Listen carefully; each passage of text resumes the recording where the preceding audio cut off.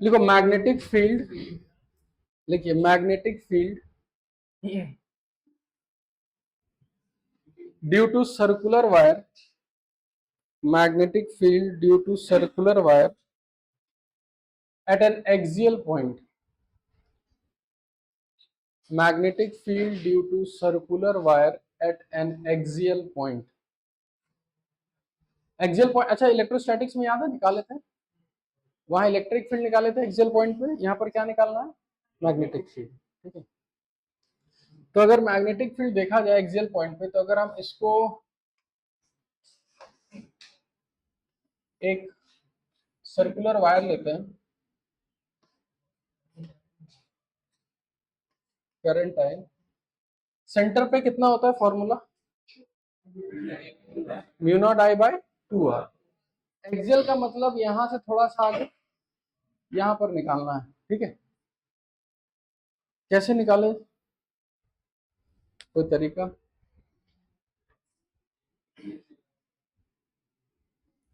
School में नहीं हुआ, स्कूल नहीं जाते, जो लोग स्कूल जाते हैं वो लोग, हाँ क्या क्या,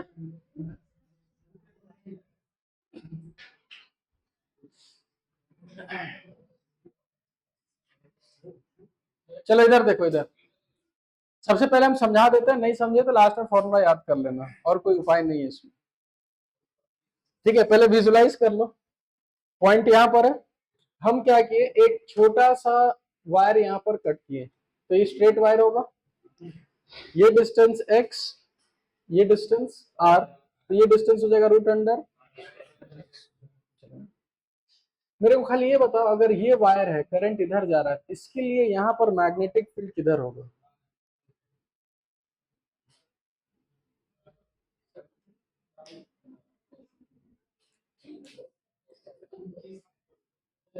चलो कोई बात नहीं, फिर से समझाते हैं।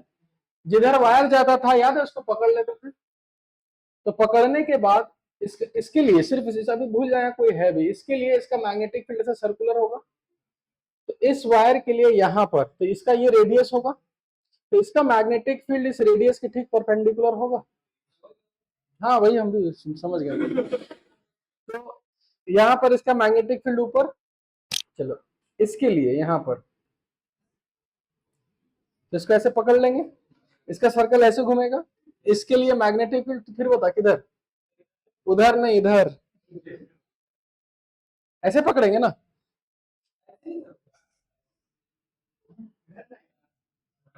सबसे पहले इसको राइट हैंड से ही पकड़ रहा है ना, हाँ, राइट हैंड से पकड़ने के बाद इसका सर्कल कैसे घूमेगा, ऐसे, तो ऐसे जब घूमेगा तो यहाँ पर टेंजेंट किधर जाएगा, नीचे, वही बोल रहा था ना। तो ये नीचे होगा, इसके लिए किधर गया, ऊपर, तो दोनों के बीच कुछ एंगल आएगा, इसका मतलब दोनों का क्या निकालना होगा, रिजल्टेंट। और अगर ध्यान से और विजुलाइज करोगे तो इसका दो कंपोनेंट होगा, इसका भी दो कंपोनेंट, वर्टिकल वाला कैंसल, यानी नेट मैग्नेटिक फील्ड हो जाएगा बाहर। ठीक है, अब इसी को समझने के लिए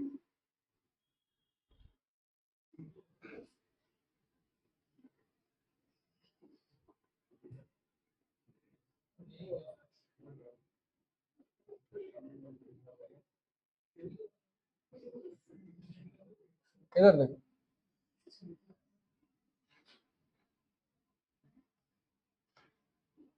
यहां से डिस्टेंस x ले लिए, ठीक है,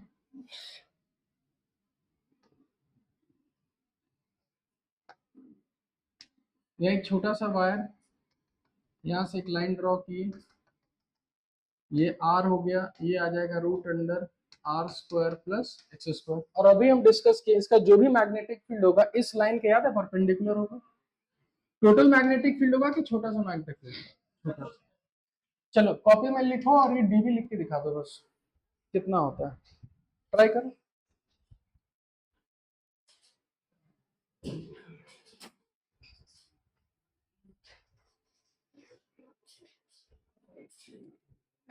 ये बोर्ड एग्जाम के लिए सबसे इंपॉर्टेंट है।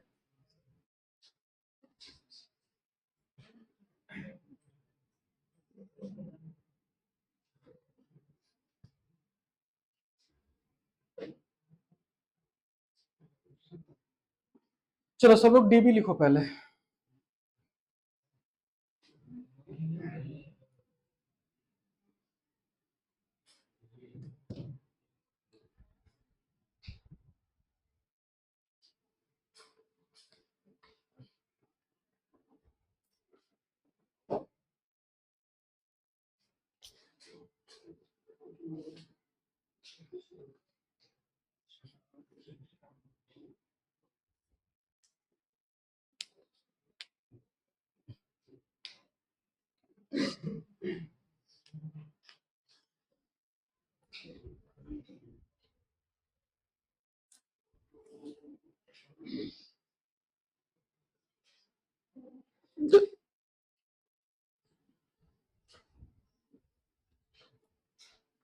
लिखे? अच्छा, ये मैग्नेटिक फील्ड किसके लिए, सर्कुलर वायर के लिए कि एक स्मॉल वायर के लिए? Small wire. स्मॉल वायर का फॉर्मूला हुआ करता था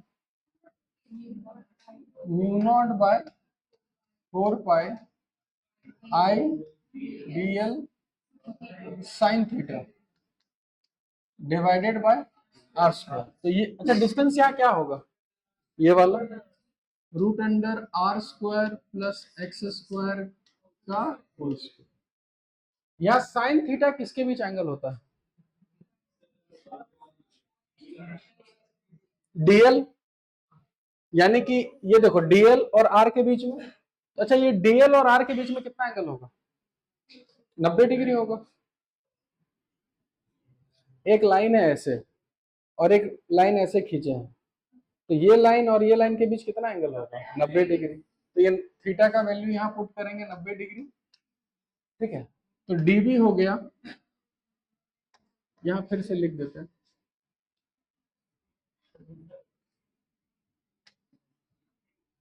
डीबी हो जाएगा mu naught by 4 pi I DL divided by R square plus X square. यही हो जाएगा। अब हम क्या करेंगे, हम अपने मन से इस एंगल को कितना मान लेंगे? अपने मन से मान लिया। इस डीबी का दो कंपोनेंट होगा, इधर आएगा डीबी कॉस थीटा, इधर आएगा डीबी साइन थीटा। बताना कौन सा कंपोनेंट कैंसिल मारेगा? Sine theta. ये डिस्कस कर चुके हैं। एड अप कौन सा होगा? DB cos theta. इसका मतलब अगर हमको नेट मैग्नेटिक फील्ड निकालना है तो इंटीग्रेशन किसका करना है? DB cos theta. यहां तक नोट डाउन।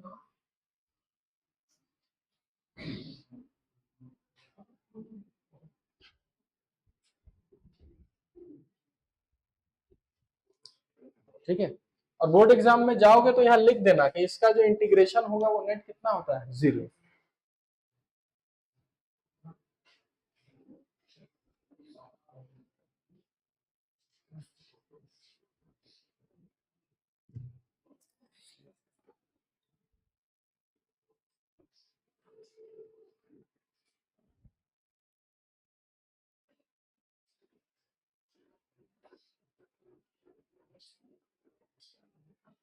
लिखे यहाँ तक सब लोग?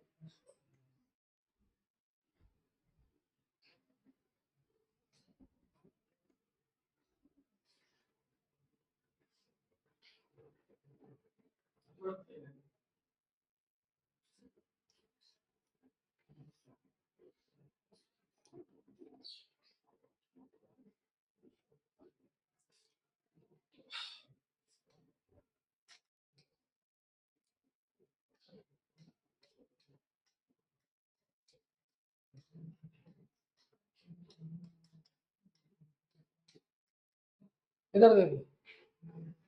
अच्छा, ये वाला जो थीटा है, ये थीटा, ये थीटा है, ये एंगल कितना? ये वाला याद है 90 डिग्री होता है। ये थीटा, ये 90, तो ये एंगल,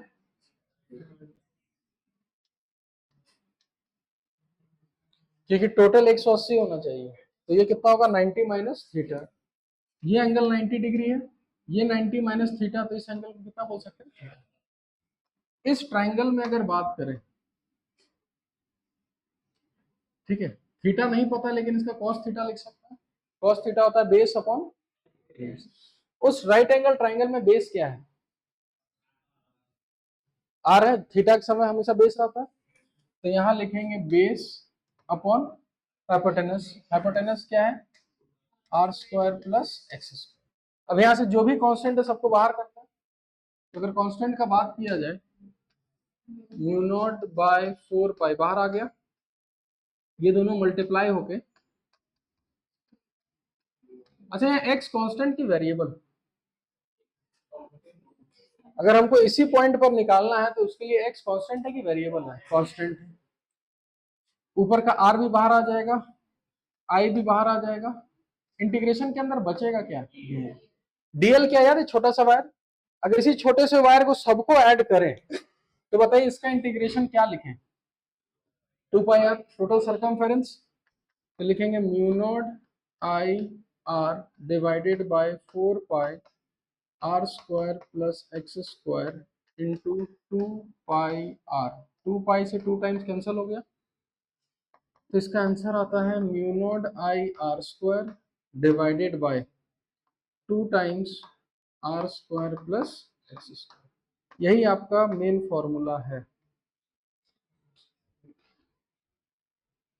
उतार लो इसको। डेरिवेशन समझ आया? बोर्ड एग्जाम के लिए बहुत इंपॉर्टेंट है ये, और जेई मेंस के लिए फॉर्मूला इंपॉर्टेंट है। एडवांस के लिए बुद्धि का जरूरत है। वहाँ ना फॉर्मूला काम देगा ना कोई डेरिवेशन काम देगा, लेकिन याद रखना है फॉर्मूला किसी भी तरीके से। चलो यहाँ तक पहले नोट डाउन करो, फिर इसको और आगे बताते हैं।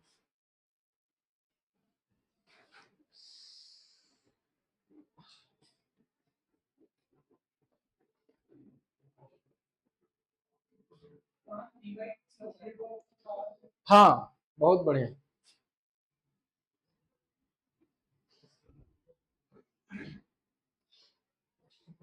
हम लोग के मास्टर जब भुला जाते थे ना, पता है क्या बोलते थे? कि हम तो चेक कर रहे थे तुम लोग ध्यान दे रहा है कि नहीं दे रहा।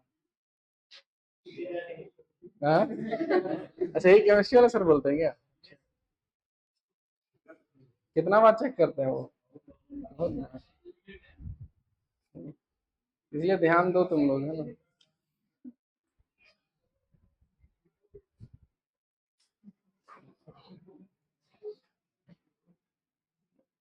ठीक है, तो फॉर्मूला याद हो गया। फॉर्मूला है mu naught I R square divided by 2 times root under, sir root नहीं, आर स्क्वायर प्लस स्क्वायर का पावर 3। याद हो गया? ठीक। अच्छा अगर हमको सेंटर पे निकालना है इसी फॉर्मूले से, तो सेंटर पे कैसे निकलेगा? एक्स का वैल्यू 0 कर दो, और एक्स का वैल्यू 0 करके देखो mu naught I by 2 R आ रहा है, इसका मतलब फॉर्मूला ठीक ही निकाल लें। उसके बाद लिखो इफ, यहाँ तक कंप्लीट है ना? थोड़ा पेन कॉपी छोड़ दो, है ना यहाँ, उसके बाद बताते हैं। आगे बढ़े ना। 2 मिनट वाला कहाँ है? लिख रहा था। हाँ।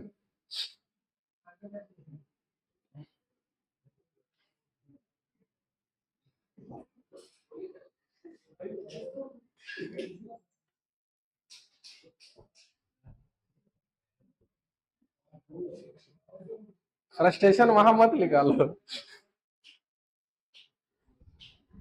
हो गया? चल, तो अभी हम लोग ये पढ़े कि कोई भी एक सर्कुलर वायर हो, यहां से x डिस्टेंस पर मैग्नेटिक फील्ड का formula mu naught I R square by 2, यही था। ठीक है, इसको थोड़ा हम कैसे विजुलाइज करवाएं? हाँ, कड़ा से नहीं है।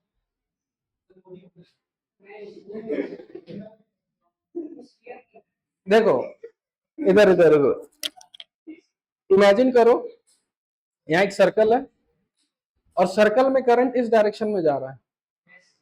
तो याद है हम लोग जिधर करंट घूमता था उधर ही फिंगर कर्ल करते थे, तो सेंटर पे मैग्नेटिक फील्ड उधर। तो खाली सेंटर पे ही मैग्नेटिक फील्ड रहेगा कि हर जगह मैग्नेटिक फील्ड रहेगा? हर जगह।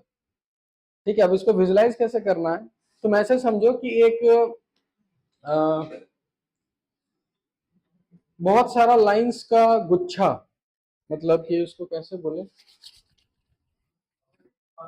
हाँ बांधा हुआ, एक समझो ना कि एक बहुत सारा गुच्छा उसको बांध दिए, ठीक है। तो वो सर्कल से समझो बहुत सारा मैग्नेटिक, ऐसे पकड़ लिए, करंट ऐसे जा रहा था, इसको पकड़ लिए, तो बहुत सारा मैग्नेटिक फील्ड लाइंस का गुच्छा इधर से पार हुआ। और हमको पता है मैग्नेटिक फील्ड लाइंस कंटिन्यूअस होता है कि डिसकंटिन्यूअस, कंटिन्यूअस, तो उसको कंटिन्यूअस भी रहना है।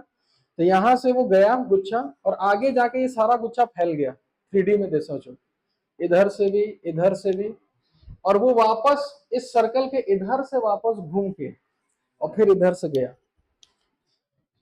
इसका मतलब इस सर्कल का अगर एक मैग्नेटिक फील्ड लाइंस को पकड़े, एक, सिर्फ एक, तो ऐसे जाके ऊपर से भी आया होगा, एक उधर से भी घूम के आया होगा, इधर से भी। तो अब उसको 3D में सोचो कि सब जगह से घुमा होगा, थोड़ा इमेजिन हुआ ना, बहुत बढ़िया, ठीक है। ऐसे उसको अ, देखते हैं, मिल जाना चाहिए।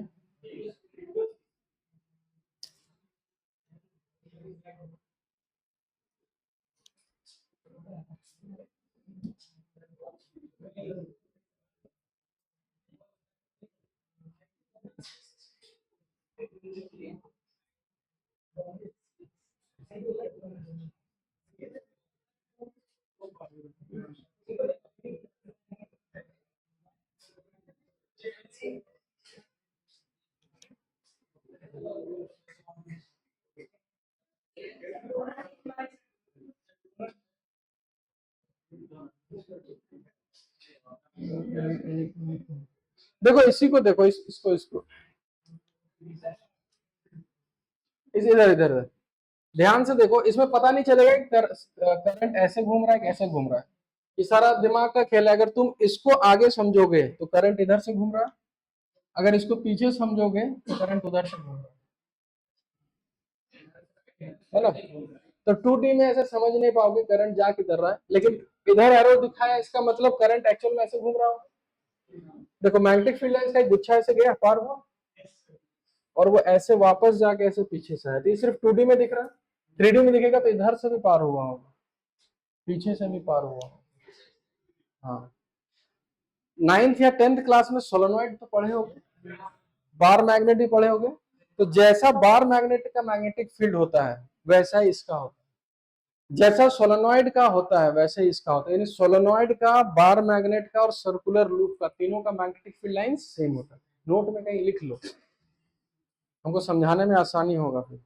लिखो, magnetic field lines due to circular loop, लिखिए magnetic field lines due to circular loop,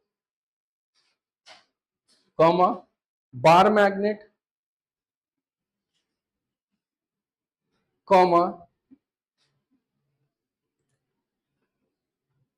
solenoid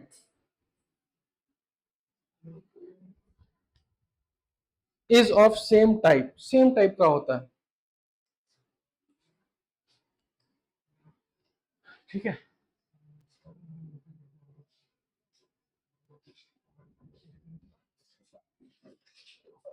ठीक है, अब यहां से आगे बढ़ते हैं ना। इफ, यहां से अब कंडीशन लेते हैं।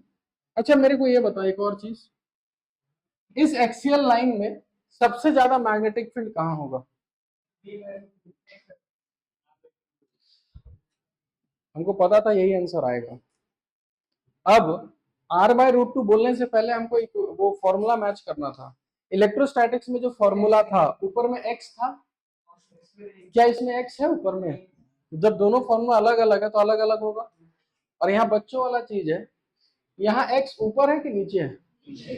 तो अगर b को मैक्सिमम करना है तो यहाँ x को मिनिमम करना, और x का सबसे मिनिमम वैल्यू, और एक्स स्क्वायर है ना यहाँ पर, x का तो मिनिमम वैल्यू माइनस में जा सकता है, पर एक्स स्क्वायर का मिनिमम वैल्यू 0 हो। इसका मतलब यहाँ पर मैक्सिमम मैग्नेटिक फील्ड कहाँ पाया जाता है? सेंटर। और एक पॉइंट लिखो, magnetic field due to circular loop is at the centre. Magnetic field due to circular loop is at the centre, centre पे होता है मैक्सिमम मैग्नेटिक फील्ड।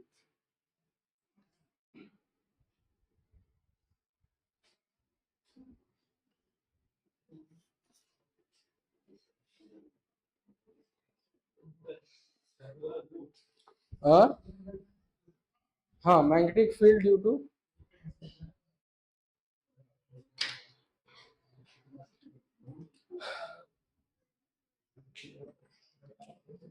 ठीक है। तो अब मेरे को ये बताओ, लिखो। अच्छा, एक्स इनफाइनाइट हो गया तो जीरो हो जाएगा, मतलब बहुत दूर चले जाए तो मैग्नेटिक फील्ड जीरो हो जाता है। लेकिन अगर हम अब ये बात करें कि इफ इनफाइनाइट नहीं ले रहे हैं, हम ये ले रहे हैं कि एक्स बहुत दूर है, X is very greater greater than R. अब हम इस बी को ऐसे लिखेंगे, mu naught I R square divided by 2 into, तो एक्स स्क्वायर के सामने आर स्क्वायर कुछ नहीं होगा, 2 इंटू एक्स क्यूब, ठीक है। अब इसको हम थोड़ा मैथ्स लगा के हम इसको थोड़ा सिंप्लीफाई ऐसा कर रहे हैं कि किसी से हम इक्वेट करा देंगे इसको, खाली देखो हम क्या कर रहे हैं। हाँ, हम इसको क्या किए अपने मन से, mu naught I R square divided bye 2x³ maths के हिसाब से पाई से मल्टीप्लाई किए और पाई से डिवाइड कर दिए, ठीक है। उसके बाद ये क्या है, एरिया, बहुत बढ़िया। तो लिखेंगे mu naught I A divided by 2 pi into x³, ठीक है। चलो, तो एक और चीज देख लेते हैं, इसको अगर क्लब करें तो मैग्नेटिक मोमेंट। चलिए, तो इसको फिर लिखेंगे, mu naught M divided by 2 pi into x³, ठीक है। अब इसको हम एक चीज से दिखाते हैं, करना क्या,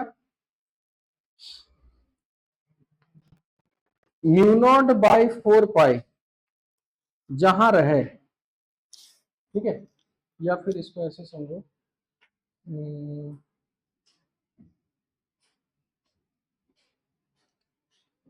म्यू, हम खाली कर क्या रहे पता, इलेक्ट्रोस्टैट्स और इसको हम रिलेट कर रहे हैं खाली, ताकि आपको ज्यादा रटना ना पड़े। म्यू नॉट जहां रहेगा उसको 1/ε0 से रिप्लेस करना चाहिए। म्यू नॉट को किससे रिप्लेस करना है, चलिए एक बार रिप्लेस करते हैं। और जहां जहां मैग्नेटिक डाइपोल रहेगा उसको किससे करेंगे, इलेक्ट्रिक डाइपोल। चलिए एक बार रिप्लेस करो तो, म्यू नॉट को 1 बाय, तो हो जाएगा 1/2 पाई एम के जगह p/x³। और हमको पता है 1/4 पाई रहता तो और ज्यादा अच्छा रहता, तो इसको 2 से मल्टीप्लाई करके 2 से डिवाइड किया, तो 1/4 को डायरेक्ट लिख दें, के 2kp/x³। तो बताइए 2kp/x³ किसका फॉर्मूला हुआ था, एक इलेक्ट्रिक डाइपोल का एक्सियल में डायरेक्ट फॉर्मूला क्या था, 2kp/x³। समझ में आया, इसीलिए हम इसको खाली रिलेट किए। अब हमसे कोई पूछेगा, इधर देखो हम ये डिराइव क्यों किए, पहले इसको उतार लो, उसके बाद हम आगे और बता, ये समझ में आया ना क्या किए, पहले इसको नोट डाउन करो।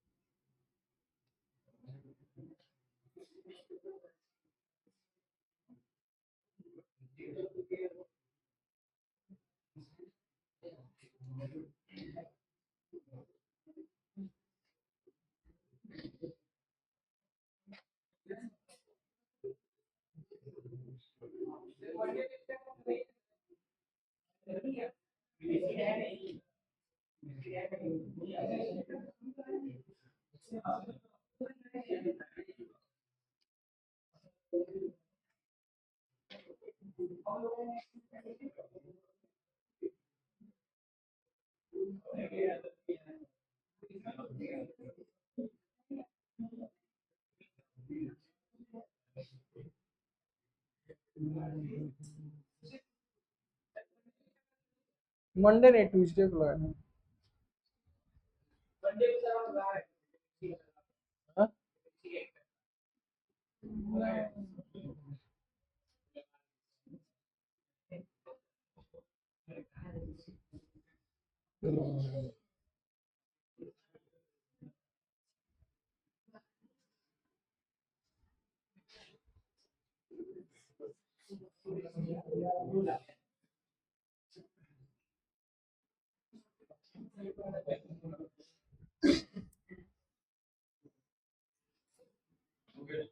हो गया।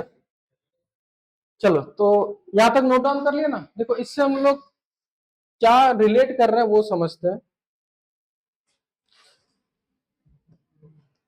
हम रिलेट ये कर रहे हैं कि ये सर्कुलर वायर, याद है मैग्नेटिक डायपोल सिर्फ क्लोज लूप वायर के लिए होता है। तो इसको हम क्या किए, क्लोज लूप वायर को की जगह एक मैग्नेटिक डायपोल रख दिए। उसका एक्सियल में कहीं भी पूछा जाए एट ए डिस्टेंस x, हम डायरेक्ट लिखेंगे, क्या लिखेंगे, 2kp बाई, ऐसे लिखते थे ना 2kp by x cube. Formula यही लिखना है। बस आपको फिर करना क्या होगा कि जहां जहां म्यू नॉट होगा उसको 1/नॉट से क्या करना है, रिप्लेस। ठीक है। तो अब हमसे कोई पूछे कि इसके इक्वेटोरियल में क्या फॉर्मूला हुआ करेगा, तो याद है kp बाई एक्स क्यूब। यानी कि अब अगर हमको रिंग के एक्सियल में पूछा जाए तो वो तो बता ही देंगे, और अगर हमको रिंग के ऊपर भी पूछा जाए तो भी हम लोग बता सकते हैं। और एट एनी एंगल थीटा भी पूछा जाए तो एट एनी एंगल थीटा। देखते हैं कितने लोग को फॉर्मूला याद है।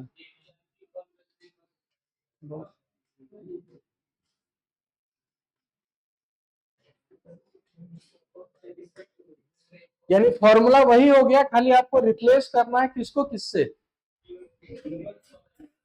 म्यू नॉट को 1/एप्सिलॉन, या फिर यहाँ एप्सिलॉन है तो 1/म्यू नॉट, और जहां पी है वहां पर क्या, एम। चलो नोट डाउन कर लो इसको।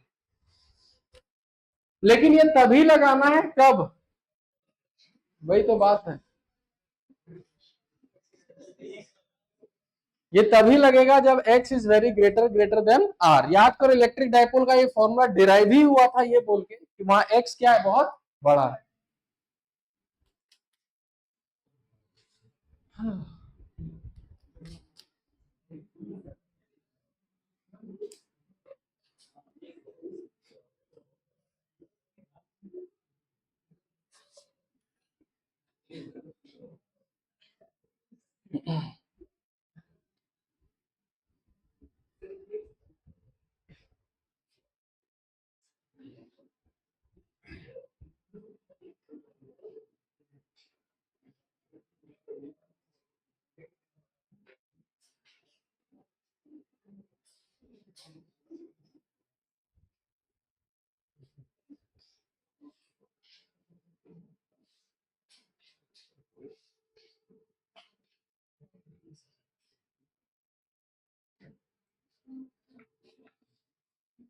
लाइट आया कि नहीं,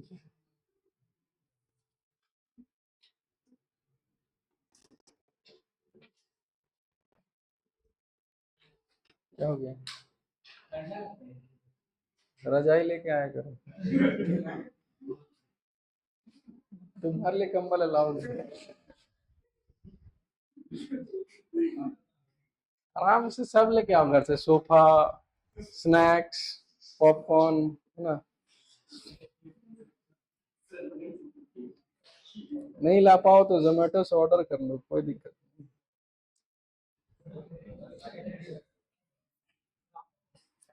चलो ये उतार लिया ना। यानी हम एक सर्कुलर वायर को किससे रिप्लेस कर दिए, डाइपोल से। क्योंकि वो क्लोज लूप था तो उसको मैग्नेटिक डायपोल से रिप्लेस कर दिया, और मैग्नेटिक डायपोल से जब रिप्लेस किया तो इलेक्ट्रिक डायपोल वाला जितना फॉर्मूला था वो सारा यहाँ एप्लीकेबल हो गया। और सिर्फ एक कंडीशन बोल के कि x is very greater than r। ठीक है। चलो सर्कुलर वायर का सब खत्म हो गया, जितना पढ़ना था सब कुछ। अब लिखिए magnetic field due to straight wire, magnetic field due to straight wire. कोई भी स्ट्रेट वायर अगर हो,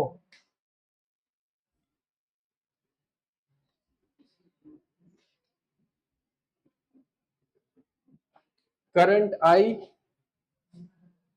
कहीं भी हमको निकालना हो,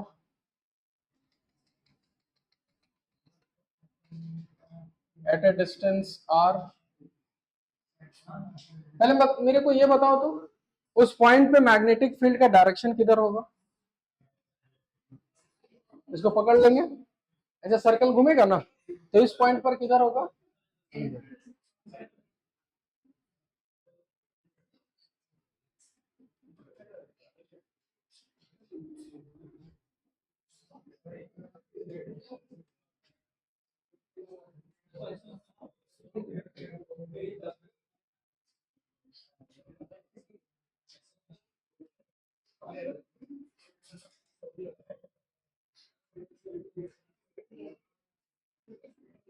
ये फॉर्मूला देखा देखा लग रहा है ना? कहा? इलेक्ट्रिक फील्ड में। लेकिन वहां पर एक था कि दो था? दो कंपोनेंट, पर यहाँ कंपोनेंट होगा ही नहीं क्योंकि सारा मैग्नेटिक फील्ड किधर है? अंदर। तो mu naught by 4 pi sine theta 1 plus sine theta 2। और वहां एक चीज हम याद दिलाए थे, गलती ना हो, थीटा 1 हमेशा कैसे मेजर करना है? क्लॉकवाइज, और थीटा 2 हमेशा एंटी क्लॉक। ठीक है, इसको नोट डाउन करो। आई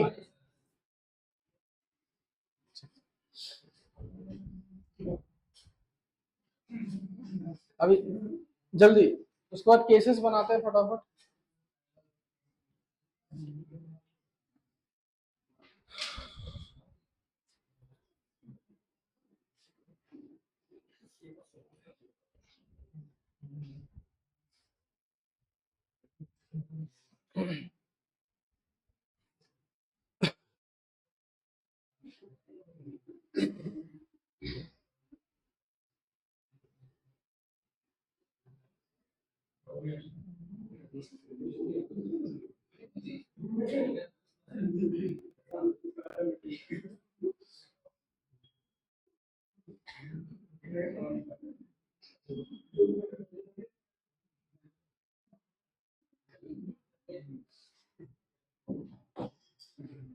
हो गया?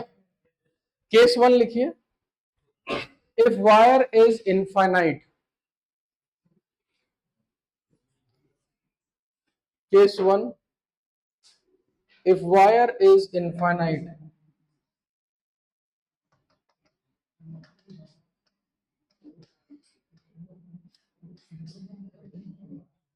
ठीक है, ये हल्ला मत कर। क्या हुआ? बहुत ज्यादा ठंडा हुआ है।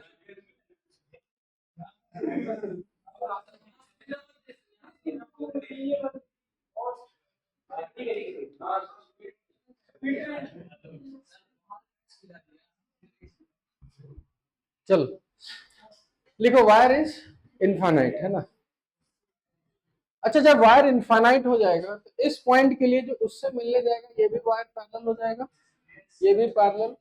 इसका मतलब थीटा 1 का वैल्यू 90, थीटा 2 का वैल्यू 90। अगर पुट करें तो सिंपल आएगा mu naught I divided by 2 पाई, है ना? इसको जल्दी नोट डाउन करो। सेकंड केस डालो, सेमी इनफाइनाइट।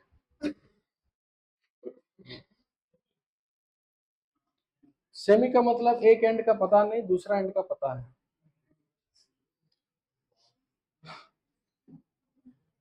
अभी हंस लो, पूरा हंस लो, मजा आएगा। क्वेश्चन देते ही एकदम फिर हमको मजा आता है।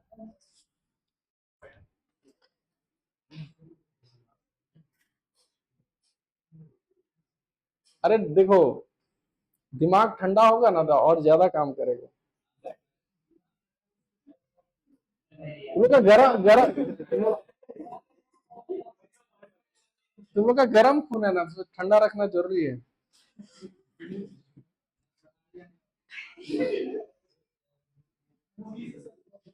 तो केस 2, ये नोट डाउन कर लिए ना सब लोग?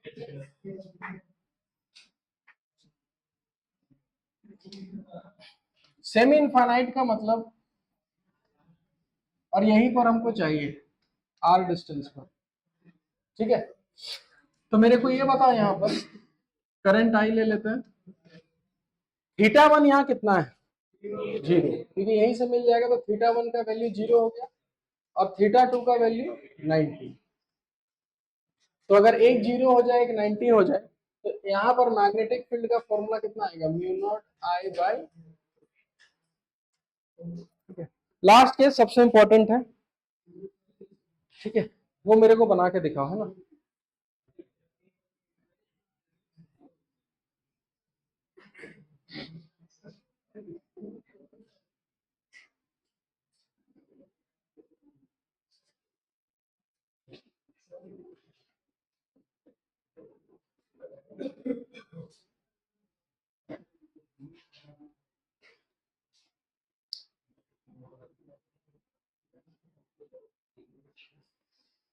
हो गया, लास्ट केस, ये सबसे इंपॉर्टेंट है। अब हो गए,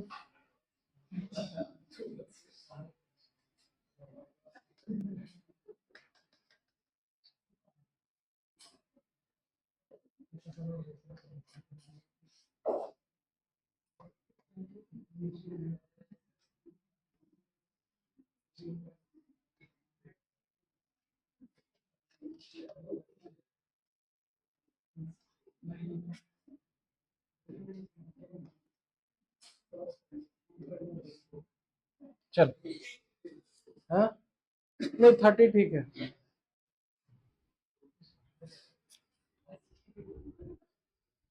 बताइए पॉइंट पी पर मैग्नेटिक फील्ड कितना, क्या क्या क्या, केस 3 नहीं, क्वेश्चन है।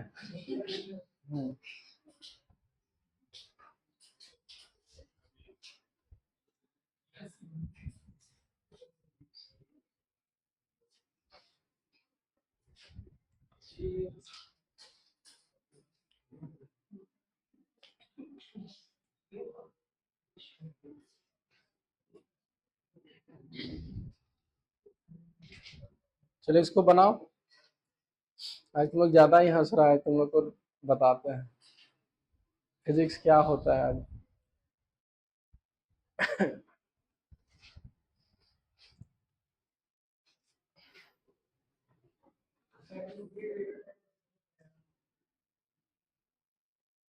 क्या बोल रहा है, अच्छा ठीक है, देखते हैं।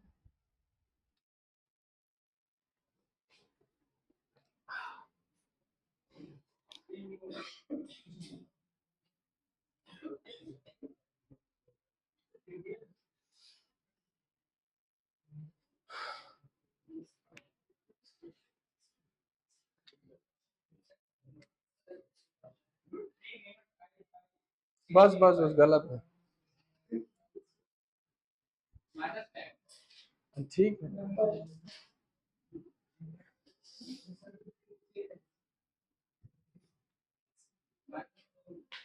ठीक है, अपना आंसर लिख के कॉपी में लिख के रखे रहो और एनालाइज करना कि गलती हुआ तो क्यों हुआ।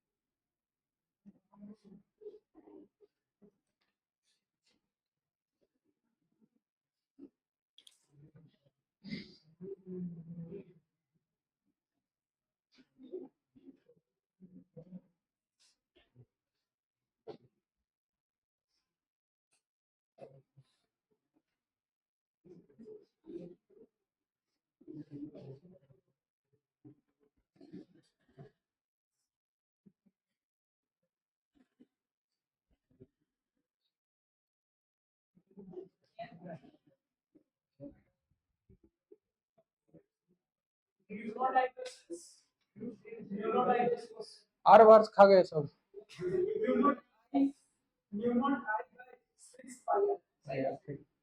पता नहीं, हमको नहीं पता, हम बताएं। देखो सबसे पहले वो जो आर होता है वो कौन सा डिस्टेंस होता है?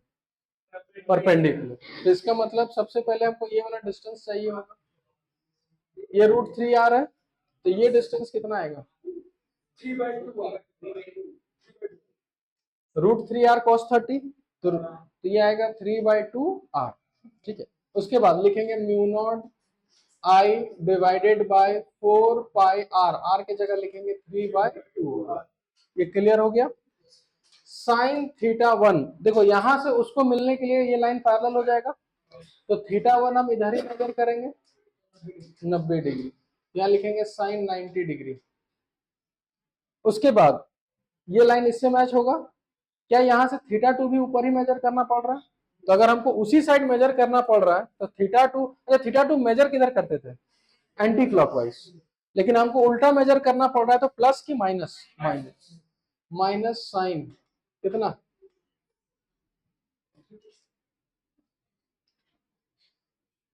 हमेशा परपेंडिकुलर से ही लेते हैं ना, तो यहां से ये वाला एंगल कितना दिख रहा है? 30 डिग्री।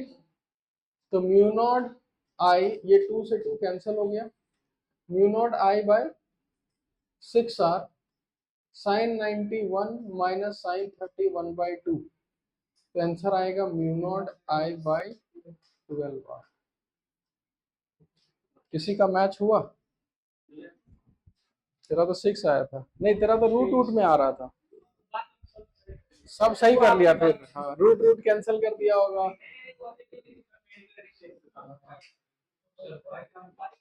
हाँ पाई पाई छूट गया, हम चेक कर रहे थे ना।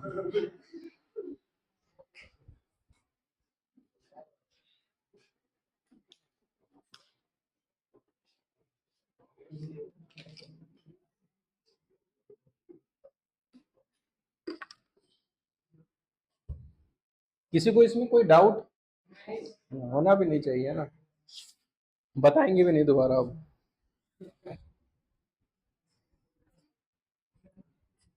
ठीक है, तो हम लोग सर्कुलर वायर का भी सीख लिए और स्ट्रेट वायर का भी सीख लिए, अब दोनों को मिक्स करके हम क्वेश्चन देंगे।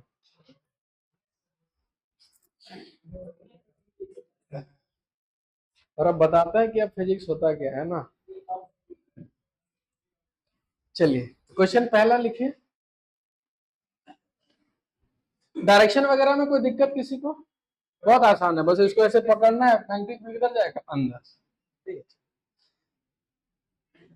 पहला क्वेश्चन है ना।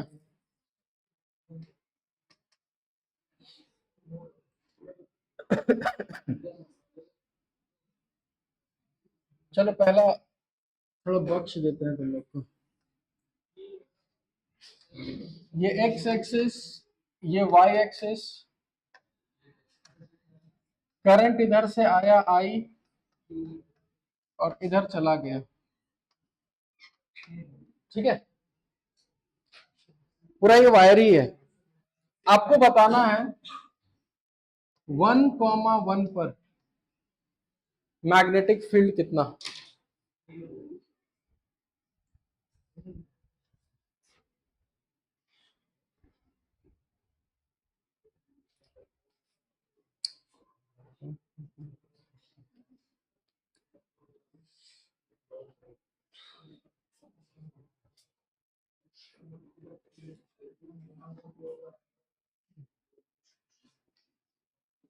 पूरा डांस कर रहा है क्या तू ऐसे ऐसे वाला?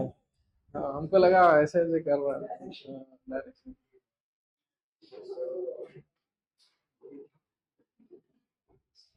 लेफ्ट हैंड नहीं। हाँ।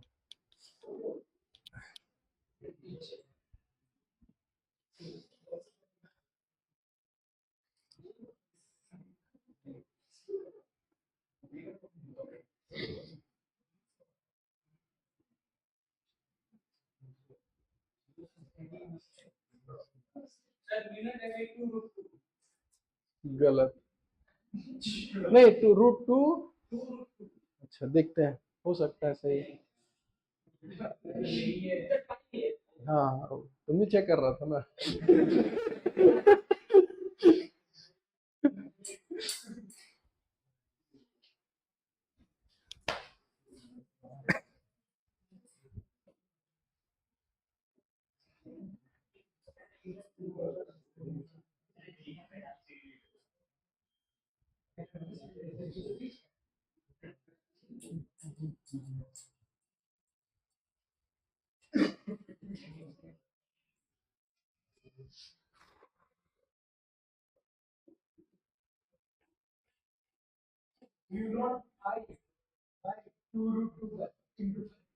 म्यू नॉट आई बाय 2√2 पाई, बस।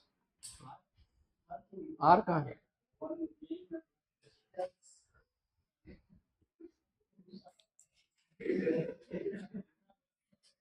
देखा, इसलिए मतलब तुम गर्म खून है, ठंडा हवा जरूरी है। वही वही क्या आपको पंखा चाहिए? ठंडा लगेगा रे। चलो बताएं फिर, अगर नहीं हुआ तो।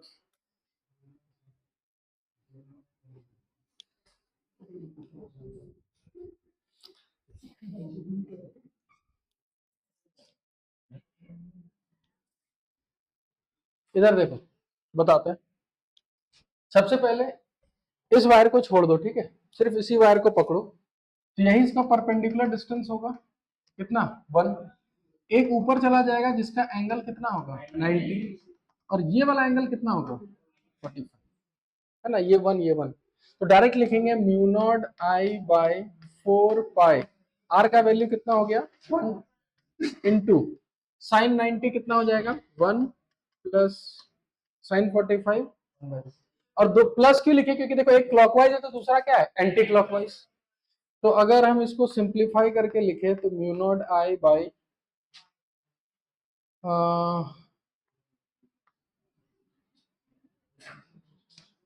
4√2 पाई इंटू √2 + 1, यही होगा। देखो तो सिर्फ इसका। अब हम सीधा, अच्छा इसके लिए डायरेक्शन किधर? बाहर निकलेगा। इसको अगर पकड़े तो इसके लिए भी किधर होगा? बाहर। तो दोनों को सिंपली ऐड करना है। अब क्या बोल सकते हैं, जितना मैग्नेटिक फील्ड इस वायर के लिए होगा यहां पर, सिमिलरली इस वायर के लिए भी मैग्नेटिक फील्ड उतना ही हो रहा होगा। तो यानी इसको सिंपली कितना करना है? 2 टाइम्स। तो आंसर आएगा mu naught I bye 2√2 pi into √2 + 1। ठीक है।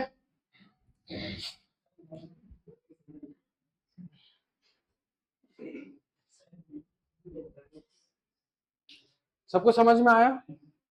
ठीक है।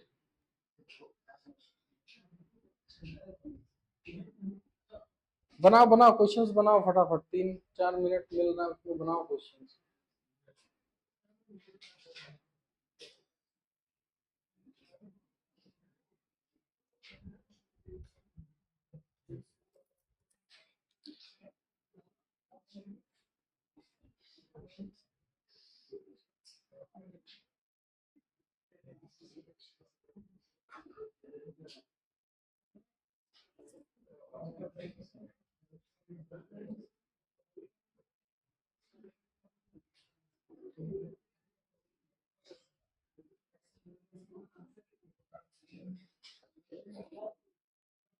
देखे, हो गया।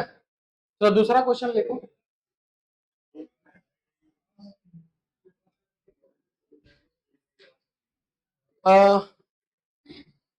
सेम क्वेश्चन, ठीक है, क्वेश्चन बिल्कुल सेम है। Find magnetic field, find magnetic field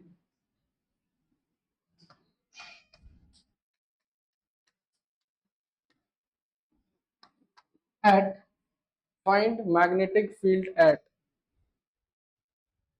0,0,1। Very good.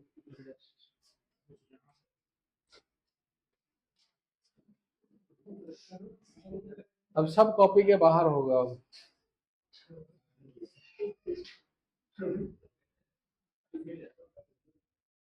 लेकिन एक लाइन में आंसर है। Very good, -1।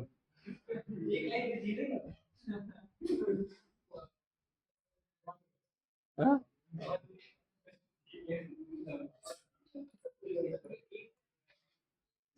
मतलब आंसर एक लाइन में लिख सकते हैं, हम ये बोल रहे हैं।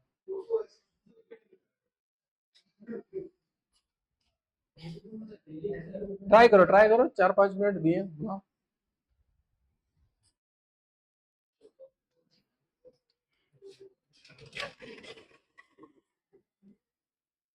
हाँ।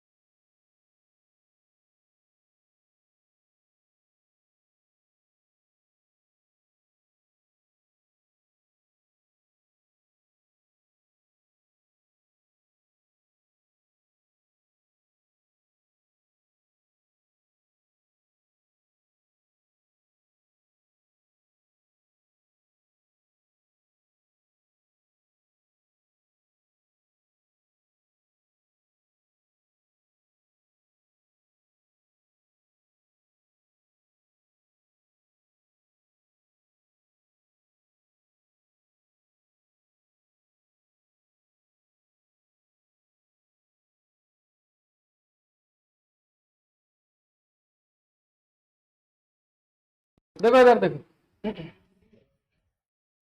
अच्छा, अगर ये x है ये y है तो 0,0,1 इमेजिन करके बताओ। हाँ, वो z में है लेकिन बोल सकते हैं यहाँ पर है।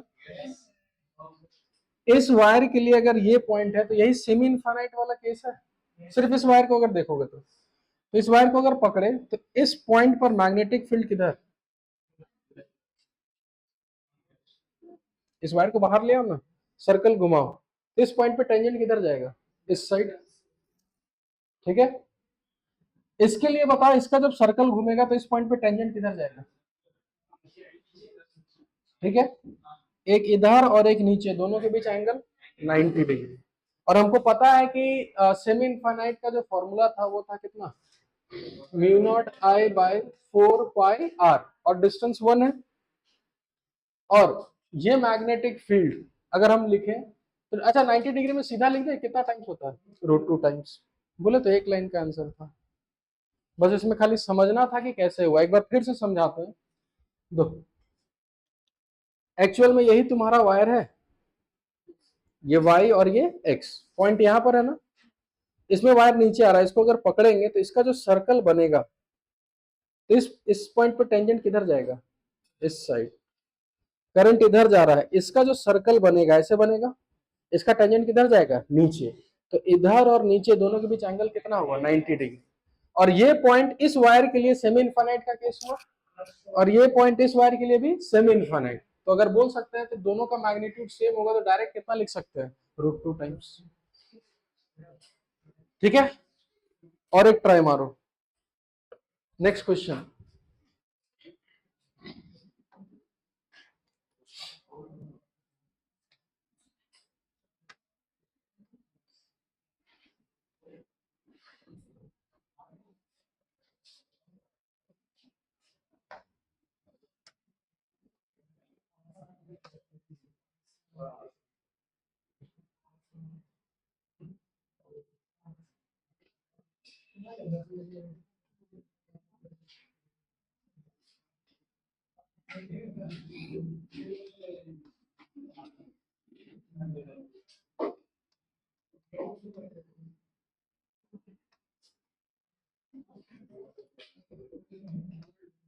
Find magnetic field at point P।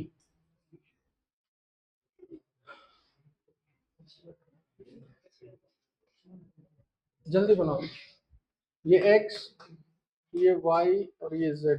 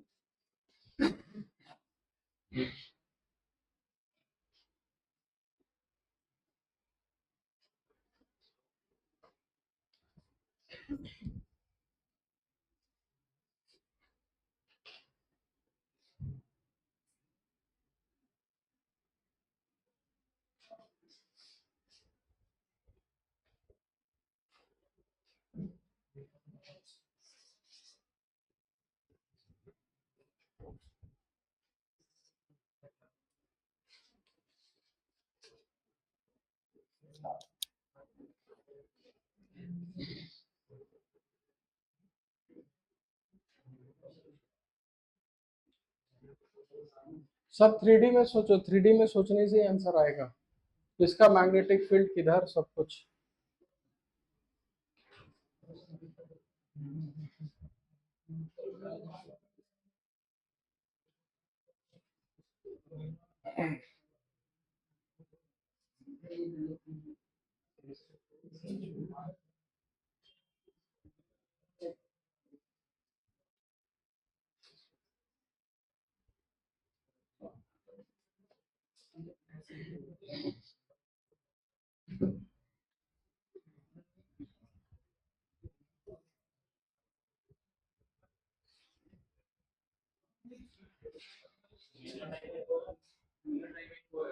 Mu naught I bye,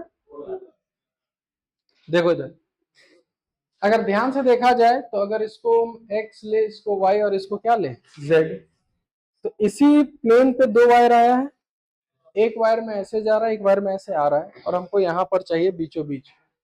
इस वायर को अगर पकड़े, इस वायर को ऐसे समझो ना, ऐसे वायर था, ठीक है, सीधा इस वायर को पकड़े तो इसका जो सर्कल बनेगा, तो इस पॉइंट पर इसके लिए मैग्नेटिक फील्ड किधर जाएगा, नीचे, ठीक है। और अगर इस वायर को पकड़े, इसको पकड़े थे तो नीचे गया, ऊपर जाएगा, नीचे ही जाएगा। पता नहीं तुम लोग, पक्का ना। ये रहा दो वायर, यहां बीच में पॉइंट है, इसके लिए वायर इधर से आए, इसको पकड़े तो इसका सर्कल किधर जाएगा, नीचे, उधर जा रहा है, तो इसको पकड़ेंगे तो इसके लिए भी किधर जाएगा, नीचे। दोनों के लिए नीचे जा रहा है, तो दोनों सिंपली ऐड कर सकते हैं। और ये पॉइंट इन दोनों के लिए सेमी इनफाइनाइट का केस है, तो नीचे का मतलब कौन सा एक्सिस, माइनस वाई। तो अच्छे से लिखते हैं, mu naught I by 4 pi R का 2 टाइम्स, और नीचे जा रहा है तो लिख दे माइनस जे कैप। इन दोनों का काम खत्म।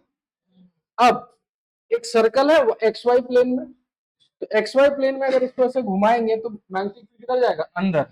अंदर का मतलब कौन सा एक्सिस, माइनस जेड। और सर्कुलर के लिए होता है कितना, mu naught I by 2 R, लेकिन ये आधा है तो कितना होगा, mu naught I by 4 R, और अंदर जा रहा है तो इसको क्या लिखेंगे, माइनस के कैप। ये 2 से 2 कैंसिल हो जाएगा। यानी कि अगर मैग्नेटिक फील्ड हम लिखे वेक्टर फॉर्म में तो अच्छे से लिख सकते हैं, mu naught I by 2 pi R minus J cap, और इधर प्लस हो जाएगा mu naught I by 4 R minus K cap, ठीक है। और अगर आपको मैग्नीट्यूड चाहिए तो दोनों के बीच कितना एंगल है, 90 डिग्री। रूट 2 टाइम्स लिख सकते हैं क्या, रूट 2 टाइम्स तभी लिखते हैं जब मैग्नीट्यूड सेम होता है। तो जब मैग्नीट्यूड सेम नहीं है, तो अगर हमको मैग्नीट्यूड लिखना है तो रूट अंडर, एक मिनट, इन दोनों में कॉमन क्या क्या है, आई बाय 2 आर कॉमन है, रूट अंडर, इधर और क्या बचा, 1 बाय पाई का होल स्क्वायर, प्लस इधर क्या बचा, यही आंसर हो गया। समझ में आया? तो सारा खेल इमेजिनेशन का, हम पहले ही बोल रखे हैं।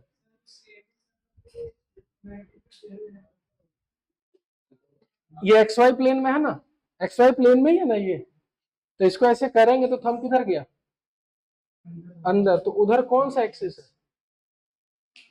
Minus Z. तो वही माइनस जेड को माइनस के लिख दिया।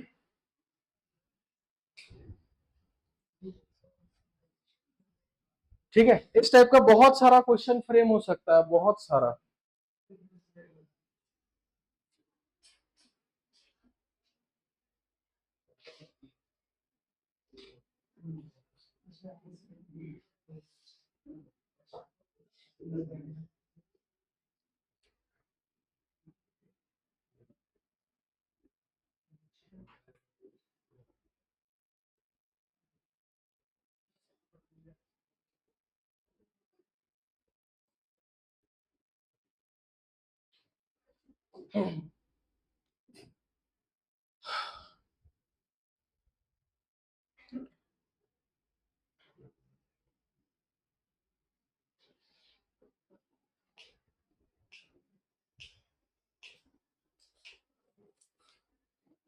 एच सी वर्मा है ना सिलेबस?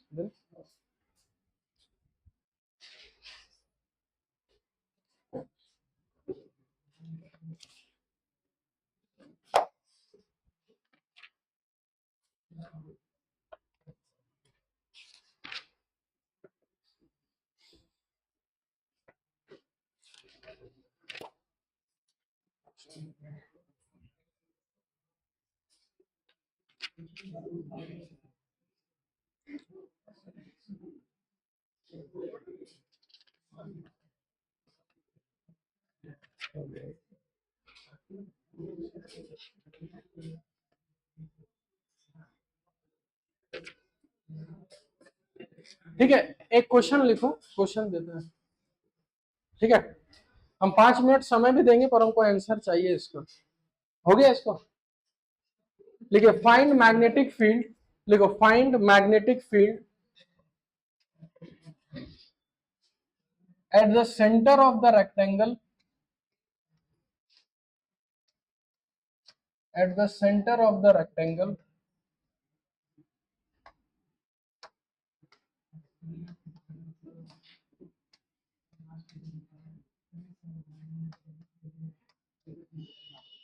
चलो 5 मिनट का समय। Magnetic field at point P, और पी सेंटर है उसका।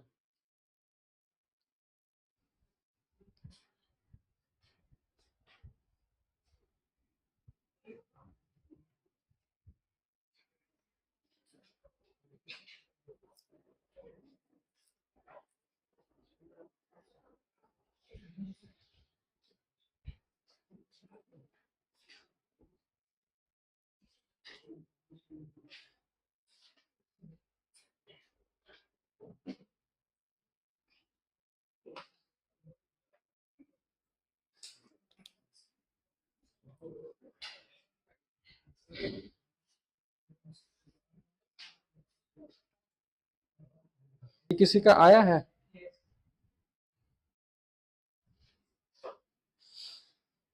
तो कितना आसान था?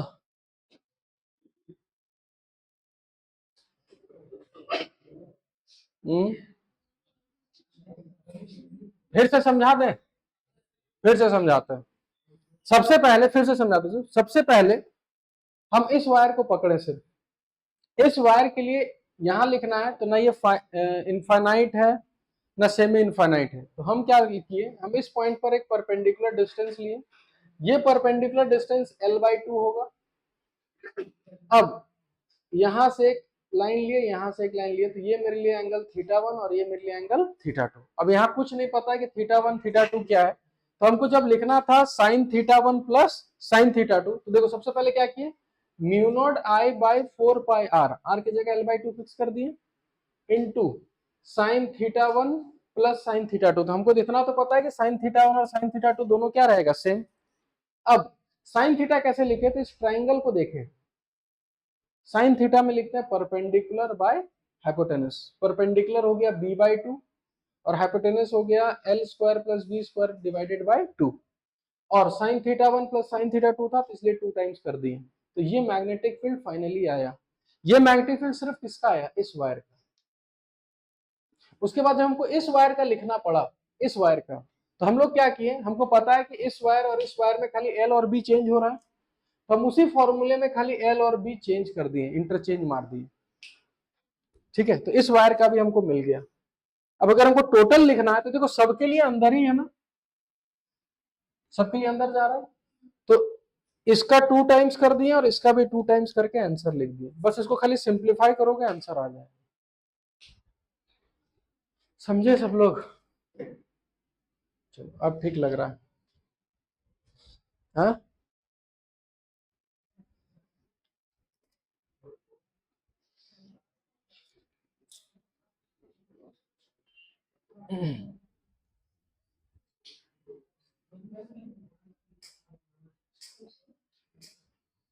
ठीक है, बहुत सारा क्वेश्चंस कर लिए। ठीक है, आगे बढ़ते हैं हम। क्वेश्चन भरपूर है, एचसी वर्मा में क्वेश्चन है, पैकेज में क्वेश्चन है, कम पड़े तो डीसी पांडे है उस। ठीक है, क्वेश्चंस बनाते रहो, जितना क्वेश्चन बनाओगे उतना बढ़िया है।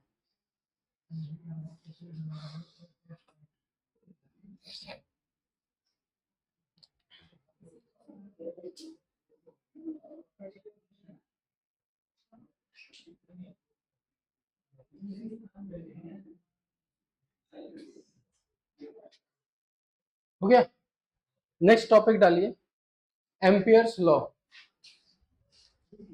यहाँ पे गॉस लॉ पढ़े थे, तो यहाँ भी एक लॉ है एम्पियर्स लॉ, इसको नोट डाउन कर लो सब लोग।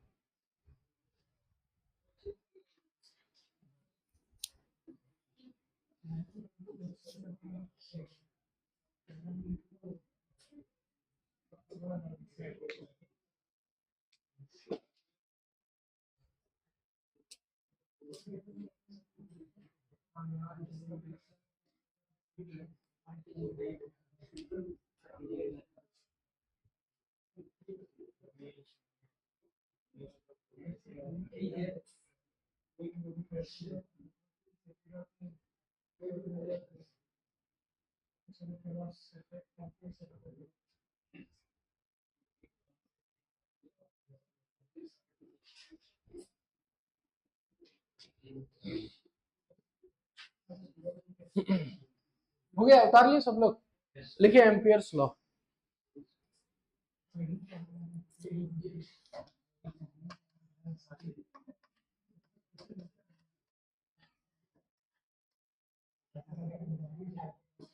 देखो एम्पियर्स लॉ का कहना क्या है कि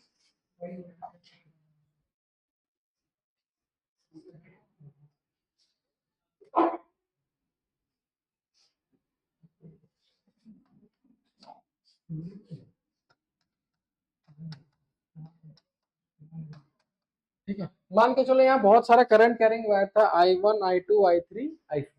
ठीक है, I1 I2 सिंपल, I3 किसी एंगल पे है। ठीक है, हम कोई भी एक क्लोज लूप लिए, कोई भी क्लोज लूप मान के चलो ऐसा क्लोज लूप लिए, ठीक है, इस टाइप से। अब मेरे को ये बताओ, इस क्लोज लूप जहां जहां होगा, इस I1 का है एक मैग्नेटिक फील्ड होगा। ठीक है, तो हम क्या करते हैं, कोई भी एक छोटा सा यहाँ पर एक डीएल लेते हैं, छोटा सा, और एम्पियर्स लॉ क्या बोलता है, integration of B dot DL, और यहाँ एक गोला लगा देते हैं। गोला लगाने से मतलब सरफेस नहीं, क्लोज्ड है ना, तो इसको क्लोज्ड इंटीग्रल बोलते हैं। तो integration of B dot DL is equal to लिखा वो म्यू नॉट इंटू आई, और ये आई लिखा सिर्फ इनक्लोज्ड वाला।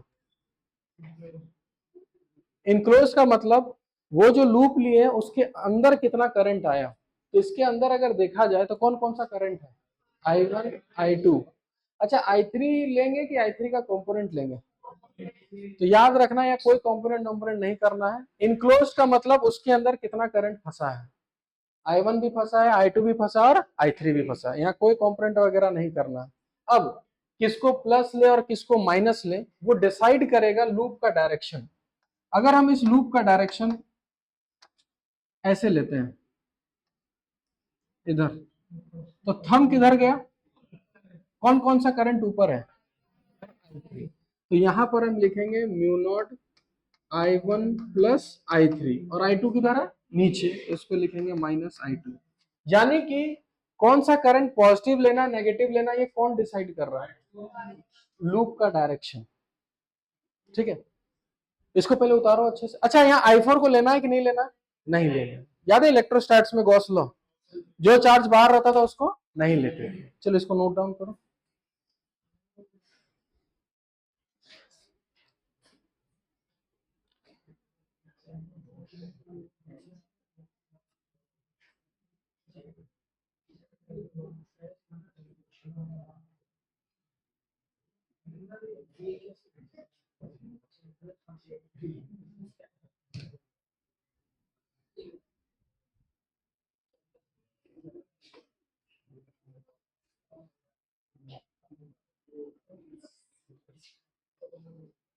जल्दी उतारो, सब सब में टाइम नहीं लगना चाहिए, फटाफट उतारो इसको।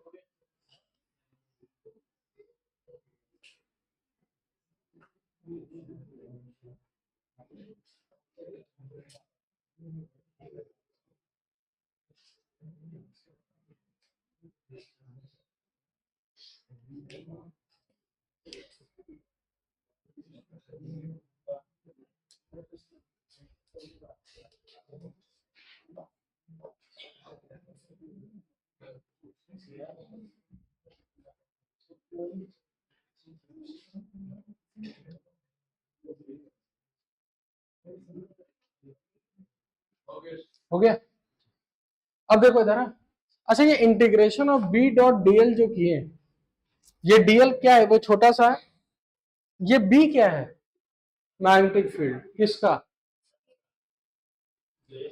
ये जो बी यहां लिखे हैं डीएल तो इसका लिए, ये बी यहां पर किसका मैग्नेटिक फील्ड है, सिर्फ इनक्लोज्ड वाले का या सब का, लिखो यहाँ स्टार मार करके लिखो, this magnetic field is due to all wire,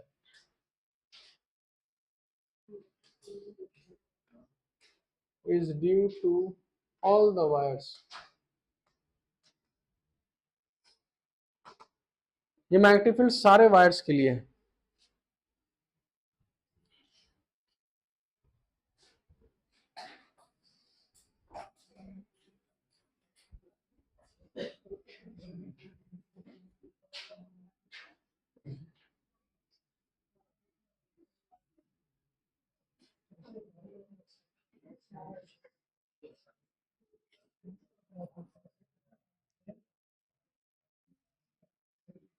ठीक है, यहां तक कंप्लीट हुआ।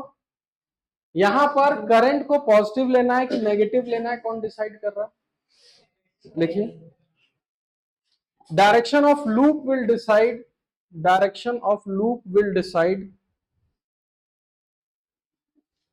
The direction of loop will decide which current is taken positive. और ये लूप का डायरेक्शन कौन डिसाइड करेगा, आप खुद करिएगा, जिधर मन करे उधर ले लेना है, कोई दिक्कत नहीं है। आपको मन करे इधर लेना इधर ले लेना, इधर करे इधर ले लेना, जिधर मन करे उधर ले लो। ठीक है, डायरेक्शन तुमको डिसाइड करना है, और उसी डायरेक्शन के कॉरेस्पॉन्डिंग आपको ये पता चलेगा कौन सा करंट पॉजिटिव लेना है और कौन सा करंट नेगेटिव। ठीक है, अब एम्पियर्स लॉ खत्म। हाँ, एम्पियर्स लॉ इतना ही है। अब इस लॉ से हमको क्या क्या बेनिफिट होगा वो पढ़ना है, लिखो। पहला बेनिफिट, कुछ तो बताओ रे, स्कूल स्कूल में जाता होगा, कुछ पढ़ता होगा। हाँ, बताओ एम्पियर्स लॉ का बेनिफिट।